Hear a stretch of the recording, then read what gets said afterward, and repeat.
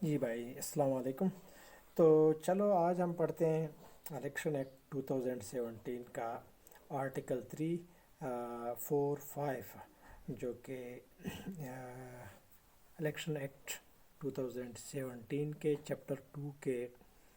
پہلے دوسرے اور تیسرے آرٹیکلس ہیں۔ اس چیپٹر میں الیکشن کمیشن کے پروسیجرز اور اختیارات کو یکجا کیا گیا ہے۔ تو آئیں تھوڑا تفصیل سے دیکھتے ہیں کہ اس میں کون کون سی چیزیں موجود ہیں۔ جی دوستو السلام علیکم۔ آج ہم پڑھیں گے الیکشن ایکٹ کا آرٹیکل 3 4 5۔ جی دوستو السلام علیکم۔ تو جی الیکشن ایکٹ 2017 کا جو تیسرا آرٹیکل ہے، اس کے بیان کے مطابق الیکشن کمیشن آف پاکستان اپنے افعال سر انجام دینے کے لیے اپنا ہی پروسیجر ترتیب دیں گے، تاکہ ان کے اپنے افعال جو ہیں ان کو کس طرح سے ریگولیٹ کیا جا سکتا ہے۔ آرٹیکل 3 کا جو سب سیکشن 2 ہے وہ ہمیں الیکشن کمیشن کے فیصلوں کے بارے میں بتاتا ہے، اور وہ یقیناً ایک عام رواج یعنی عام روایت کی طرح ہے، جو کہ اس کے الیکشن کمیشن کے فیصلے بھی ممبران کی اکثریت پر ہی طے ہوں گے، یعنی جن ممبرانس کی تعداد، جس فیصلے کے ممبرانس کی تعداد زیادہ ہوگی تو وہی فیصلہ ہی فائنل تصور کیا جائے گا۔ آرٹیکل 3 کا جو سب سیکشن 3 ہے وہ ہمیں اختلاف رائے کی صورت میں فیصلے کے بارے میں بتاتا ہے، اور وہ یہ ہے کہ اگر ممبران کی تعداد کسی فیصلے پر اختلاف ہو، 2 ہوں، یا اگر ممبران 3 ہوں،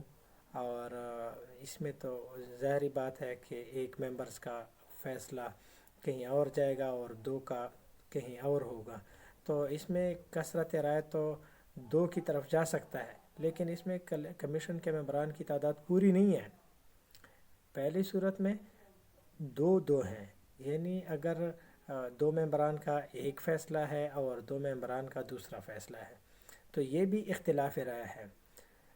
اور دوسرا یہ ہے کہ اگر اختلاف اس صورت میں ہو کہ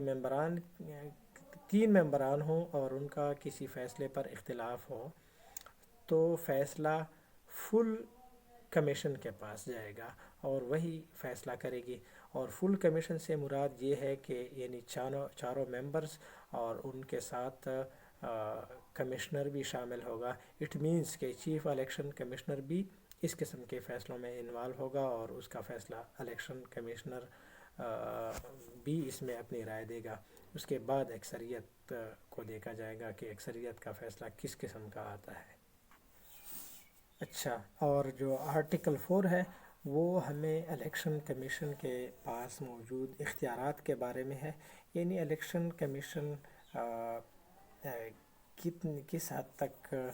کسی کو آرڈر جاری کر سکتی ہے، یعنی الیکشن کمیشن اپنے افعال کی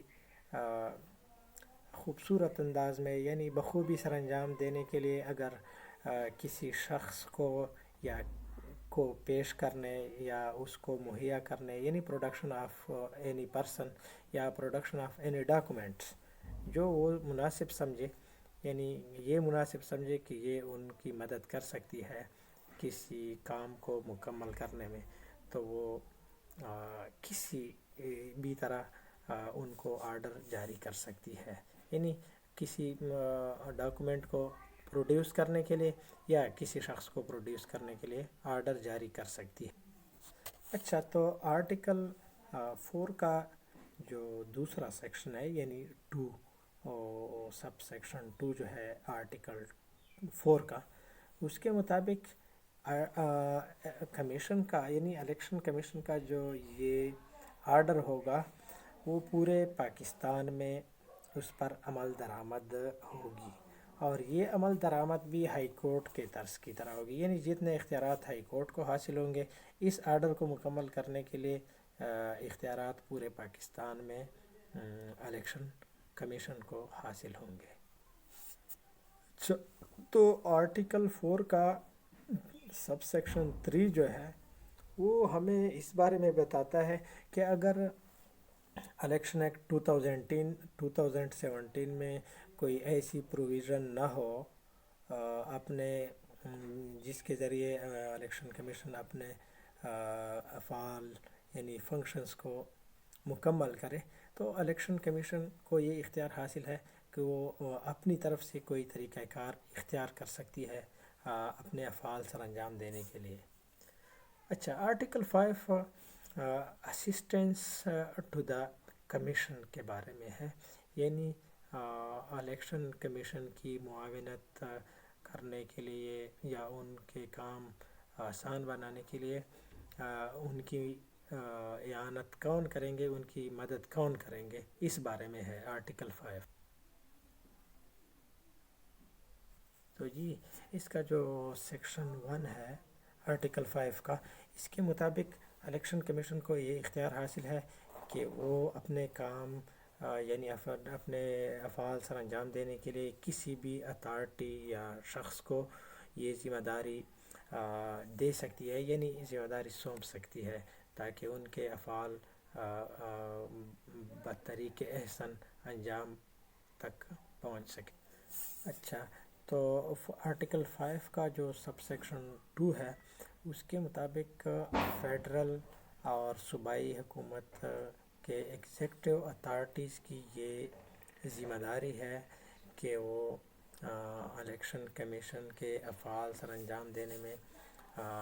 ان کی معاونت کرے، اور اس کا جو تیسرا سب سیکشن 3 ہے آرٹیکل 5 کا، اس کے مطابق وفاقی اور صوبائی حکومتوں کی یہ ذمہ داری ہے کہ وہ الیکشن کمیشن کو سٹاف مہیا کرنے کی پابند ہوگی، یعنی سٹاف تاکہ ان کے کام یعنی فنکشنز میں کوئی رکاوٹ پیش نہ آئے۔ لیکن اگر الیکشن کمیشن آف پاکستان کو ججز کی ضرورت پڑے تو اس کے لیے وہ chief justice of high court سے رابطہ کریں گے۔ اسی طرح آرٹیکل 5 کا جو سب سیکشن 3 ہے اس کے مطابق وفاقی اور صوبائی حکومتیں اس وقت تک ٹرانسفر اور پوسٹنگ نہیں کریں گے جب تک حتمی رزلٹ نہ آئے اور وہ رزلٹ